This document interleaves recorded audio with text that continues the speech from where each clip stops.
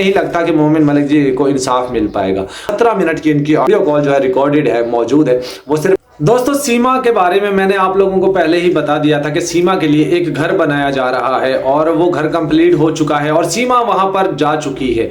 अभी ये बातें खुलकर सामने आ चुकी हैं और मैंने आप लोगों को बता दिया था कि सीमा को कौन कौन सपोर्ट कर रहे हैं। सीमा हिंदुस्तान की सरकार सपोर्ट कर रही है, ये कहना गलत नहीं होगा। मुझे पता है बहुत सारे लोग, आप मेरी इस वीडियो पे बहुत सारे लोगों को मिर्ची लगेगी, लेकिन मुझे कोई फर्क नहीं पड़ता। लेकिन जो मैंने ऑब्जर्व किया है, जो मैं वहां पर होकर आया हूं, मैंने वहां से होकर जो चीजें देखी हैं, जो हिंदू मुस्लिम वहां पर मैंने देखा है, जो वहां पर मुसलमानों को अनसिक्योर करना जो है मैंने देखा है, वो आप लोगों ने फील कर लिया होगा। जो वहां के लोग हैं वो डरते हैं, सहमते हैं और वो किसी को नहीं बताते ये चीजें, लेकिन मैंने वो चीजें ऑब्जर्व की हैं, मैंने देखी हैं वो चीजें, और इसलिए मैं आप लोगों के साथ शेयर कर रहा था। दोस्तों मैं आप लोगों को एक बात और बता दूं कि यूपी के अंदर ये चीजें आम है। जब से सीमा हैदर वहां पे गई है तब से कुछ महिलाएं ऐसी हैं जो महिलाएं अपने दामाद के साथ भाग रही हैं, कुछ महिलाएं ऐसी हैं जो अपने हस्बैंड के प्राइवेट पार्ट काट रही हैं, कुछ अपने उनको सीमेंट के ड्रम के अंदर डाल रही हैं, कुछ जो है उनको खेतों में डाल रही हैं, कुछ उनको दफना रही हैं। मतलब इस तरीके की चीज़ें हो रही हैं और मुझे हैरानगी होती है, सिर्फ एक जिस्म की हवस मिटाने के लिए ये औरतें किस हद तक जा सकती हैं। ये सारे औरतें सीमा से प्रभावित होकर, सीमा से इंस्पायर होकर ये हरकतें कर रही हैं। एक बात मैं आप लोगों को और बता दूं,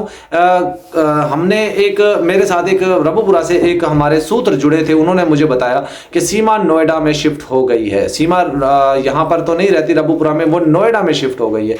कुछ अरसे पहले मैंने आप लोगों को बताया था कि सीमा को एक घर बना के दिया जा रहा है, एक प्लॉट दिया जा रहा है और सीमा को 4 पाइयों वाली गाड़ी दी जा रही है। मैंने आप लोगों को ये पहले ही बता दी थी। अब वो सारी चीजें कंप्लीट हो चुकी हैं, क्योंकि पॉलिटिशियंस हैं या जो सरकार के खास नुमाइंदे हैं वो सीमा को सपोर्ट कर रहे हैं, लेकिन सरकार पीछे है। सरकार कह देगी कि हम सपोर्ट नहीं कर रहे, जबकि सरकार के ही नुमाइंदे हैं। ये जो एमएलए होते हैं कौन होते हैं? सरकार के नुमाइंदे होते हैं ना। ये जो वकील कौन होते हैं? ये भी सरकार के नुमाइंदे होते हैं ना।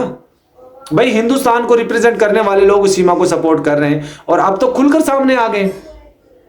पहले भी मैंने आप लोगों को बता दिया था कि सीमा के लिए एक प्रॉपर्टी डीलर है, रबुपुरा के नजदीक का ही एक डीलर है, प्रॉपर्टी डीलर, उसने एक छोटा सा प्लॉट इसको दिया, वो घर जो है बना कर दिया वहां पे। अब सीमा वहां पर शिफ्ट हो चुकी है और इसको गाड़ी भी दी गई और लप्पू को 30-35 हज़ार रुपए की सैलरी की नौकरी भी दी गई कि तुमने कुछ नहीं करना, तुमने आना है जाना है, बस सीमा के ठुमके लगवाने हैं और तुम्हें 30-40 हज़ार रुपए महीने के मिल जाएंगे। जाहिर बात है जब सीमा चली जाएगी तो लप्पू क्या करेगा?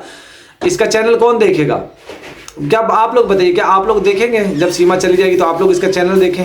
मुझे तो नहीं लगता कि आप लोग देखेंगे। बहरहाल दोस्तों बहुत सारी चीज़ें अब खुलकर सामने आ चुकी हैं और मोमिन मलिक जी के हवाले से मैं आप लोगों को बता दूं, मैं पहले भी बता चुका हूं कि यहाँ पर वीज़ा मिलने बहुत मुश्किल है। मेरा एक दोस्त है, अभी रिसेंटली वो यूके से आया है, उसके पास यूके का पासपोर्ट भी है, पाकिस्तानी पासपोर्ट भी है।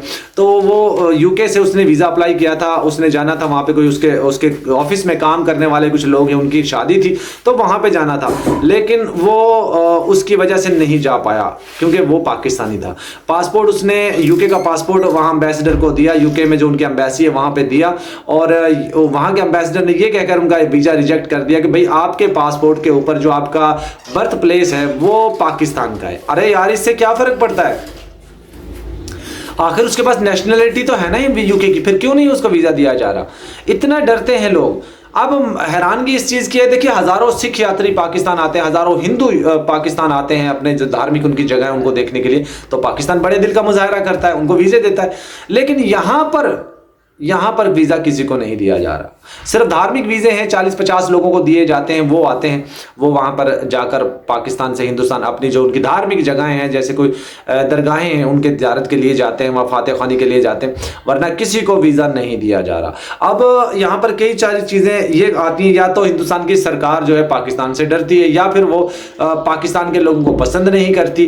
क्योंकि देखिए बहुत सारे रिलेटिव हैं पाकिस्तान से हिंदुस्तान और हिंदुस्तान से पाकिस्तान वालों लोगों के, बहुत सारे रिलेटिव इधर उधर रहते हैं। अगर कोई अपने रिलेटिव से किसी से फोन पे बात कर ले तो वहां उसकी इंक्वायरी लग जाती है। मतलब हैरानगी होती है हमें यार, किस तरीके का माहौल आपने क्रिएट करके रखा हुआ है। और दोस्तों एक बात अब मैं आपको और बता दूं, दिल्ली के अंदर कुछ हालात ठीक नहीं है। दिल्ली के अंदर स्पेशली तौर पे जो यूपी के अंदर जो पाकिस्तान बांग्लादेश से कुछ लोग आए हुए हैं, जो लीगल आए हैं या जो इलीगल आए हुए हैं, उन लोगों को पकड़ पकड़ कर बाहर निकाला जा रहा है और हालात बहुत ख़राब है, आपको बताया नहीं जा रहा। अभी मैं एक वीडियो देख रहा था जिसमें वाघा बॉर्डर पर कुछ सिख लोग नारेबाजी कर रहे थे और नारे अपने अलहदा कंट्री का मुतालबा कर रहे थे और वहाँ पर उन्होंने बॉर्डर खोलो के नारे भी लगाए। पुलिस कर्मचारियों ने बहुत सारे लोगों को अरेस्ट भी किया है, बहुत सारे लोग प्रोटेस्ट भी कर रहे हैं। और देखिए, अगर हिंदुस्तान से पाकिस्तान के ताल्लुकात अच्छे हो जाते हैं तो वीज़े में आसानी, वीज़ा ही चाहिए ना, और क्या चाहिए बताइए। वीज़ा ही चाहिए। यहाँ के लोग वहाँ जाना चाहते हैं अपने रिश्तेदारों से मिलने के लिए, कोई ब्याह शादी के लिए, वहाँ से लोग यहाँ आना चाहते हैं सिर्फ इसीलिए।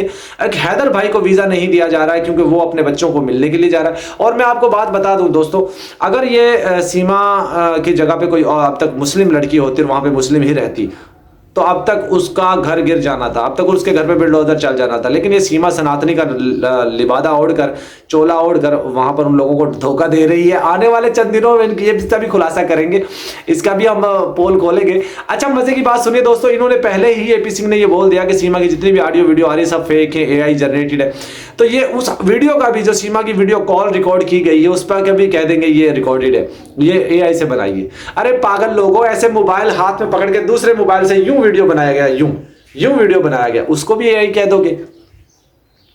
और ये तमाम तर एविडेंस इसीलिए संभाल कर रखे गए थे कि क्योंकि इन लोगों ने फिर से वही बोल देना है कि सीमा की ये ऑडियो वीडियो ये जो है AI जनरेटेड है, इसीलिए वो अभी पब्लिक नहीं किए जा रहे। जितने भी वीडियोस ऑडियोज पब्लिक की गई उन पे सब पे एपी सिंह ने, सीमा ने झूठा करार दे दिया, उनको फेक कह दिया, उनको AI जनरेटेड बोल दिया, इसीलिए अभी खामोश है और वो चीज़ें अभी पब्लिक नहीं की जा रही हैं। लेकिन मैं आपको बता दूं, जिस तरीके से रीमा ने आकर सीमा का पोल खोला है, और ये चीज़ें मैं आपको पहले ही बता चुका हूँ, क्योंकि रीमा को सीमा ने पाकिस्तान में जिससे भी रब्ता किया है, जिसको भी वीडियो कॉल की है, फिर उसने काफ़ी तकरीबन 17 मिनट की इनकी ऑडियो कॉल, वीडियो कॉल जो है रिकॉर्डेड है, मौजूद है। वो सिर्फ इसीलिए पब्लिक नहीं कर रहे हैं कि इन लोगों ने कह देना है कि ये फेक है, AI जनरेटेड है, इसीलिए रुका हुआ है। जिस दिन अदालत में उसकी ज़रूरत पड़ेगी आप लोगों को पता चल जाएगा। दोस्तों, थोड़ा सा मैं मोमिन मलिक जी के बारे में आप लोगों को बता दूँ। जो मेरी ओपिनियन है, जो मेरी राय है, आप लोग इसको जाती मत लीजिएगा ना। मैं मोमिन मलिक जी के ऊपर एक कीचड़ उछाल रहा हूं, मैं सिर्फ अपनी राय बता रहा हूं, जो मैंने ऑब्जर्व किया है। मुझे नहीं लगता कि मोमिन मलिक जी को इंसाफ मिल पाएगा।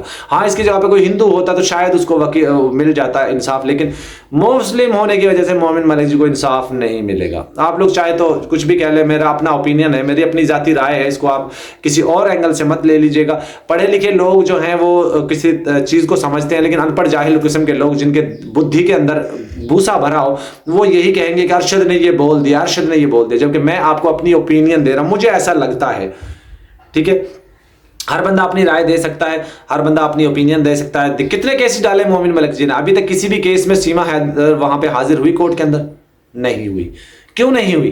क्योंकि इसको बहुत बड़ी शक्ति हासिल है, बहुत बड़ा आशीर्वाद इसको हासिल है, इसीलिए सीमा की यूं करके दिखाती है, यूं करके दिखाती है। सीमा कहती मेरा कोई बाल नहीं उखाड़ सकता, और मोमिन मलिक जी खुद बोल चुके हैं, पुलिस इसकी ऐसे खिदमत करती है जैसे बुआ जी, और पुलिस को जाहिर है पीछे से ऑर्डर आए हैं। तो ये सारी चीजें भी इनको देखते हुए मेरा अपना मानना ऐसा है कि शायद मोमिन मलिक जी को इंसाफ नहीं मिलेगा। बहरहाल वीडियो काफी लंबी हो जाएगी, वीडियो को एंड करते हैं। अल्लाह हाफिज़।